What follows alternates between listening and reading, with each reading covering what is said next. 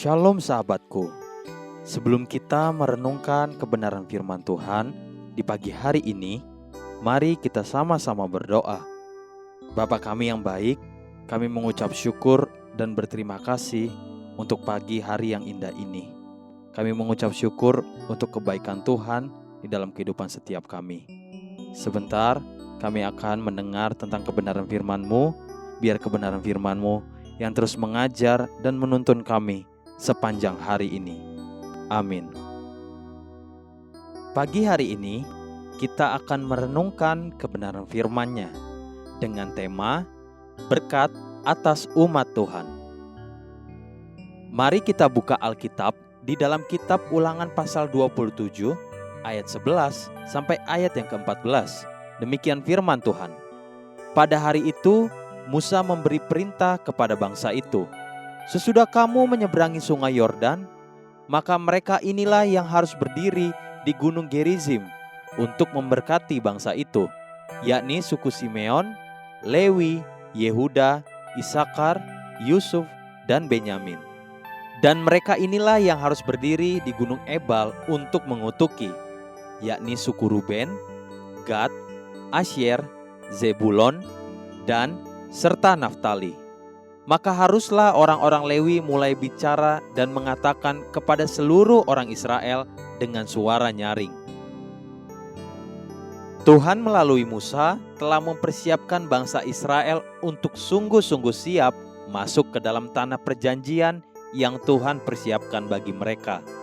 Satu bagian yang sangat penting yang Tuhan nyatakan kepada bangsa itu sebelum mereka memasuki tanah perjanjian adalah menetapkan dasar-dasar yang akan mendatangkan berkat dan kutuk. Kemudian ke-12 suku-suku Israel dibagi menjadi dua bagian. 6 suku akan mengucapkan berkat-berkat di gunung Gerizim, yakni suku Simeon, Lewi, Yehuda, Isakar, Yusuf, dan Benyamin. Kemudian 6 suku akan berdiri di gunung Ebal untuk mengutuki, yakni suku Ruben, Gad, Asyer, Zebulon, dan serta Naftali. Namun kemudian, sebelum kata-kata berkat dan kutuk dinyatakan secara bersandingan, suku Lewi diperintahkan untuk memulai dengan perkataan-perkataan ke-12 dasar ini. Ulangan pasal 27 ayat 14 sampai ayat ke-26. Demikian firman Tuhan.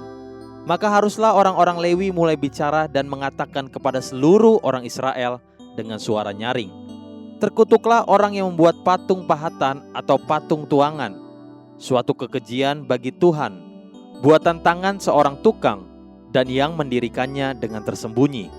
Dan seluruh bangsa itu haruslah menjawab, amin.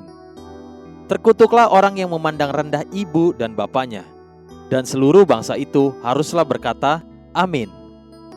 Terkutuklah orang yang menggeser batas tanah sesamanya manusia, dan seluruh bangsa itu haruslah berkata, amin. Terkutuklah orang yang membawa seorang buta ke jalan yang sesat, dan seluruh bangsa itu haruslah berkata, amin. Terkutuklah orang yang memperkosa hak orang asing, anak yatim, dan janda, dan seluruh bangsa itu haruslah berkata, amin. Terkutuklah orang yang tidur dengan istri ayahnya, sebab ia telah menyingkapkan puncak kain ayahnya, dan seluruh bangsa itu haruslah berkata, amin.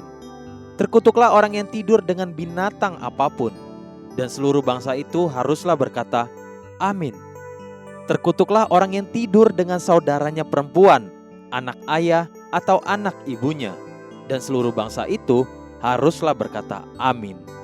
Terkutuklah orang yang tidur dengan mertuanya perempuan, dan seluruh bangsa itu haruslah berkata, amin. Terkutuklah orang yang membunuh sesamanya manusia dengan tersembunyi, dan seluruh bangsa itu haruslah berkata, amin. Terkutuklah orang yang menerima suap untuk membunuh seseorang yang tidak bersalah, dan seluruh bangsa itu harus berkata, amin. Terkutuklah orang yang tidak menepati perkataan hukum Taurat ini dengan perbuatan, dan seluruh bangsa itu haruslah berkata, amin. Kenapa justru perkataan-perkataan berkat dan kutuk didahului oleh 12 perkataan yang lebih beraroma kutuk? Sesungguhnya sama seperti takut akan Tuhan yang maknanya adalah menjauhi kejahatan. Demikianlah berkat itu adalah menjauhi yang dibenci Tuhan, tidak menjadi seteru atau lawannya Tuhan. Haleluya, sahabatku, mari kita sama-sama berdoa. Terima kasih Bapa Surgawi, aku mau terus belajar dari kebenaran firman-Mu dan menjauhi kejahatan. Tuntun aku, ya Allahku. Amin. Jesus loves you and so do I.